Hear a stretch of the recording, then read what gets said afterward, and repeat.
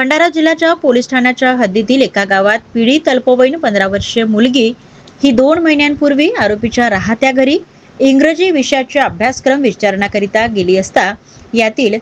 आरोपी याने सुनामोका पाहून घरी कोणीही हजर नसल्याचा फायदा घेऊन पीडितेसोबत शारीरिक संबंध ठेवून लैंगिक अत्याचार केला होता आणि त्यानंतर 2 महिने पीडितेला मासिक पाळी न आल्याने व पीडितेच्या पोटात दुखत असल्याने आरोपीने पीडितेला उपचाराकरिता सरकारी दवाखाना पोहरा येथे घेऊन गेला असता नमूद पीडिता ही 2 महिन्यांची गर्भवती असल्याचे पीडितेला वैद्यकीय अधिकारी सरकारी दवाखाना पोहरा यांनी सांगितले, असे पीडितेने महिला सह पोलीस निरीक्षक संगीता गावंडे पोलीस स्टेशन लाखणी यांना दिलेल्या बयानात सांगितल्यावरून तसेच वैद्यकीय अधिकारी